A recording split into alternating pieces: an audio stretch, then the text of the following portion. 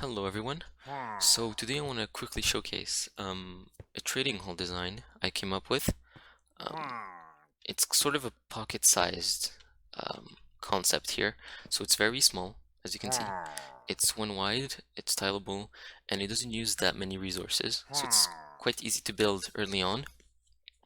And it's also one of the most robust designs out there. There's no villagers getting mixed up, no workstations swapping randomly. So yeah. So the way it works is extremely simple. You simply get a villager onto this block. You could do this with a water stream coming in. You could drop it from the top and inside this position. But once you get him here, the villager will be scared by that villager down there, and he's gonna run into a cell immediately. Yep, and as you can see, it's quite reliable. There we go. So this is a side view of a slice. So once the villager gets into this position, it will trigger this observer, which will retract the rest of the block, which locks the cell completely. As you can see there. There you go.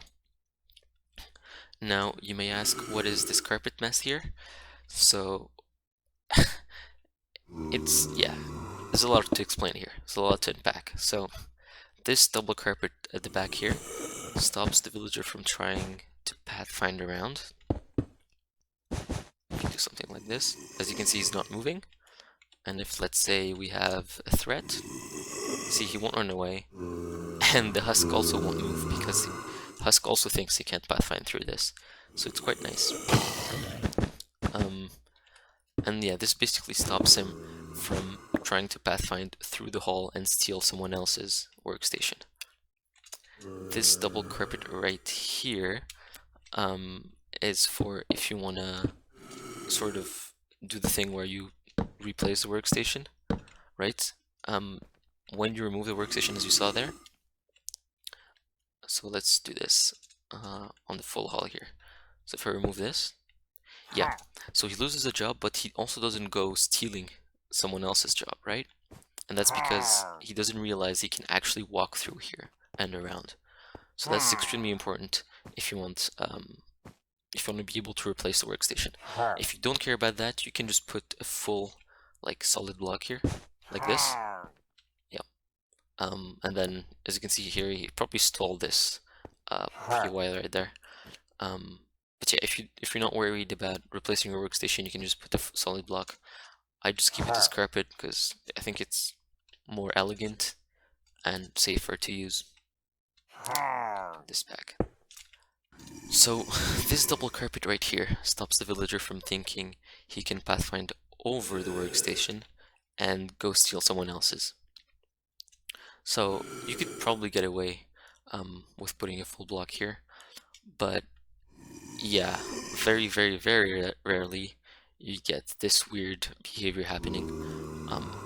Yeah, and since I strive for perfection, I just leave the two carpets there. It just saves you a lot of problems in the future. Now, in my opinion, this is the optimal design with the pillager at the edge of the hall. Since pillagers have a scare range of 15 blocks, as you can see, the hall is 15 blocks wide. But if you can't get the pillager without a crossbow like this, I suggest getting a setup. It looks a bit like this with a husk or a zombie or whatever. Sadly, husk only has 8 block range. So 1, 2, 3, 4, 5, 6, 7, 8. So if you have a villager here, as you can see, he won't be scared, and you'd have to wait for him to wander into the hall before he gets scared, which may take some time. So, not a good option. Yeah, and here you also have one bit of wasted space, and the reason is if you put the husk closer, a villager coming through here could get hurt. And obviously this doesn't happen here, since villagers are unable to melee. So here are the ranges. Zombie, villager, husk, drowned, and vex all have 8 block range, so this exact size right here. Then if you want to upgrade, you can go for a Vindicator, which has a range of 10 blocks, but usually that's not worth it. They're quite hard to get, but if you have one, sure, you can use it. Then you have Evoker, Illusioner, and Ravager. All of them are 12 blocks. They're incredibly hard to create a good cell for, so I would not suggest using them at all. Then you have a Pillager with a 15 block range, which is the maximum of any hostile mob.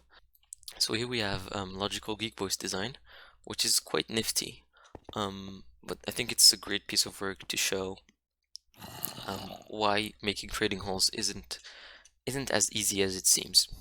So big thing that annoyed me at the time when this design came out is that you couldn't really replace the workstation. Like you couldn't switch this over for something else, for example. And I saw quite a lot of people just, going, well, you can just put a trapdoor. You can just put a trapdoor here, everything is fine. So the villager won't get out. But then you run into another issue. Well, then let's say you have, a setup like this. If you get a villager in this position, he will, as you can see, he just stole the brewing stand because he thought he could walk through here. Which, I don't think it's a good thing to have in your design. So for those who wanna, be able to fix this, you can simply use iron bars. Here instead of the, can I do this? Oh wait, yeah, there we go. You can do this. So now if I get there, yep, he won't take the workstation. So yeah, trapdoors in general are quite bad at training halls for this specific reason, because the villagers still think they can pathfind through them, which is not something you want when you're dealing with POIs.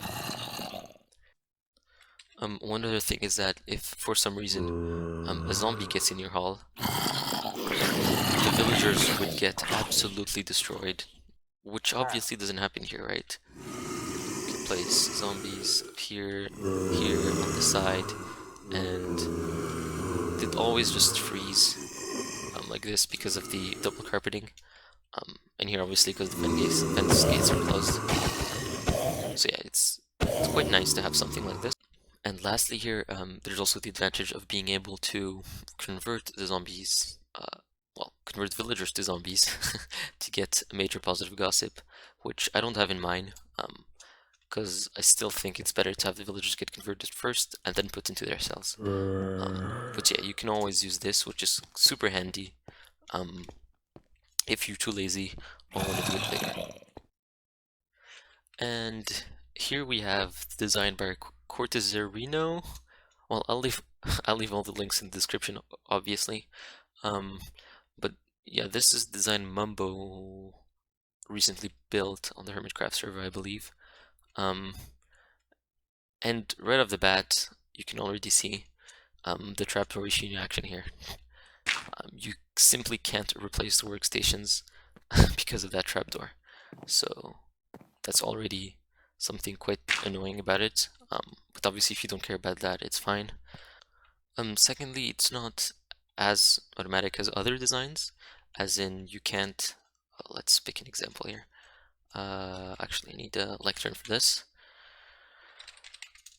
Let's say I put a lectern down here and a villager here. So the idea is that the villager can pathfind to it. Come on, dude. Yes, and once the villager gets here, you have to do this, so he gets locked into place. Yeah, just the fact that that's not automatic can be quite annoying, especially if it's running on an automated cycle. But actually, over the long run, it shouldn't cause that many issues because the villager won't wander that far away. But still, I don't know. But a very, very good thing about this is how cheap it is. Look at this. It's literally just two trap. Well, this trapdoor isn't even technically required. But it's literally just one piston and a lever. This is basically free. He also claimed this as a breeder, which, yeah, it was true in 1.14.3 at the time this video was made, but this is actually not shown anymore since yeah, they need a villagers now need to be able to pathfind to their beds to be able to breed. So that part of it kind of doesn't work anymore. Um, yeah, so this is the juicy part right there. Knowing that, he then released another design for 1.14.4 where the breeding issue was fixed. Things with trapdoors obviously here. And he also fixed the problem with breaking and replacing workstations by using double carpets. Yay! So this design is actually very, very robust in my opinion. It's incredibly cheap. He also removed the pistons for fence gates. So let's say we have lectern like so here.